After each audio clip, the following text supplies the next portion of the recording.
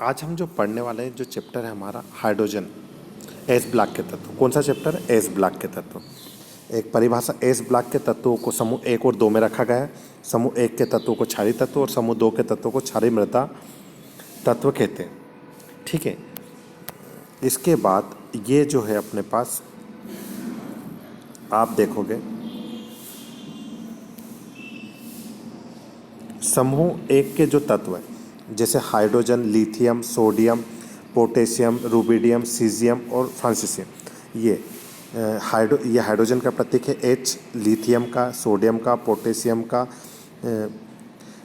Rubidium का और caesium का और फ्रांसीसियम। ये एक 3 ये इनके परमाणु क्रमांक है। ये जो है परमाणु क्रमांक। ठीक है। परमाणु क्रमांक यदि आपको याद नहीं हो तो आप ऐसे लिख सकते हैं 2, 8, 8, 18, 18 और 32।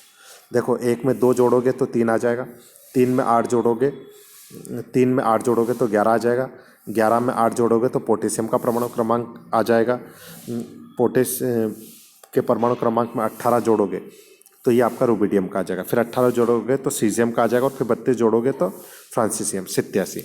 ये सभी इनके इलेक्ट्रॉनिक विन्यास है जो कि आपको मैंने सेकंड चैप्टर में बताया था। इलेक्ट्रॉनिक विन्यास 1s1s2 2s2। ठीक है। तो ये आप किस आधार पर करोगे इलेक्ट्रॉनिक विन्यास? अपने, है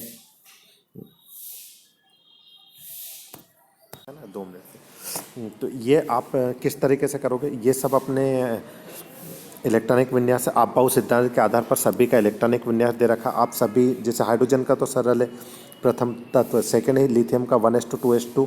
तीसरा अपना सोडियम का 1s2 2s2 2p6 3s1 sodium. ठीक है। पोटेशियम का भी बिल्कुल सरल है, 1s2 2s2 2p6 3s2 3p6 4s। ये इसके लिए आपको यदि इलेक्ट्रॉनिक विन्यास नहीं आया तो आप मेरा पूर्व वीडियो देख लीजिएगा। ठीक है। इसके बाद प्रथम समूह के तत्वों के भौतिक गुण। भौतिक गुण में हम देखेंगे कि समूह 1 के तत्व प्रारूपिक रूप से धातुएं, क्षार धातुएं मृदा होने के कारण सरलता से चाकू से काटे जा सकते हैं। लिथियम सबसे कठोर तत्व है, एक अपवाद है, लिथियम सबसे कठोर तत्व है। इसी प्रकार परमाणु त्रिज्या की बात आती है तो हम देखेंगे कि क्षार धातु के परमाणु त्रिज्या समूह ऊपर से नीचे आने पर बढ़ती है। मतलब जब आप इस समूह में ऊपर से नीचे आओगे तो परमाणु त्रिज्या बढ़ेगी, किंतु क्षार धातुओं के परमाणु त्रिज्या सारणी में सबसे अधिक है। अगला गुण आता है अपना आयनन एंथैल्पी। आयनन एंथैल्पी में हम देखेंगे कि ये पूरा जो दे रखा है यहाँ से, ठीक है, कि प्रथम समूह के तत्वों की आयनन ऊर्जा सारणी में सबसे कम होती है। समूह में ऊपर से नीचे चलने पर आयनन एंथैल्पी के मान में कमी आती है। तो आपसे ऑब्जेक्टिव में यह पूछ सकता है कि प्रथम समूह में ऊपर से नीचे आने पर आयनन एंथैल्पी का मान क्या होता है। तो आप लिखोगे कि आवर्त सारणी में ऊपर से नीचे आने पर, मतलब हाइड्रोजन से नीचे, लिथियम नीचे की साइड जाएंगे तो इसमें इनके एंथैल्पी के मान में कमी आती है, क्योंकि ऊपर से नीचे जाने पर परमाणु का आकार बढ़ जाता है और नाभिक से आकर्षण बल घट जाएगा, जिससे इलेक्ट्रॉन निकलना आसान हो जाता है। इसी प्रकार घनत्व, ये भी हमारा एक बहुत इनके घनत्व पता होना चाहिए हमें। क्षार धातु का अन्य धातुओं की अपेक्षा घनत्व कम होता है, किंतु समूह में ऊपर से नीचे चलने पर घनत्व में वृद्धि होती है। यह थोड़ा सा याद रखिएगा।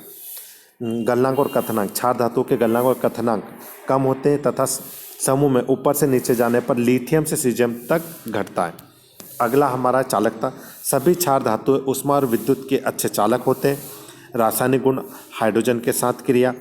ये क्षार धातुओं के पर्याप्त वायु या ऑक्सीजन प्रभाव करने पर M2O प्रकार, मतलब M की जगह आपको लिथियम, सोडियम ये कुछ भी ले सकते हैं। ठीक है।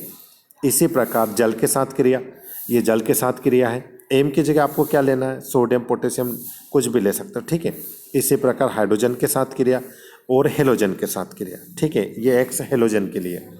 अच्छा, ये क्वेश्चन थोड़ा सा इम्पोर्टेंट है क्योंकि लगभग बहुत बार आ चुका है कि लिथियम के असामान्य व्यवहार के कारण लिखिए। लिथियम का परमाणु आकार सबसे छोटा होता है और समूह में उच्च ऋण विद्युतता रखता है। समूह में उच्च आयनन विभव है और रिक्त डी ब्लॉक की उपस्थिति के कारण। तो ये लिथियम के कुछ असामान्य व्यवहार के कारण है। भिन्नताएं, ये भी आप सभी कर लीजिएगा। लिथियम अपने समूह में सबसे कठोर धातु है जबकि अन्य धातुएं मृदु। लिथियम का गलनांक और एवं कथनांक समूह में सबसे अधिक होता है। लिथियम की जल के साथ धीमी क्रिया होती है जबकि समूह में अन्य धातु के साथ तीव्र क्रिया होती है।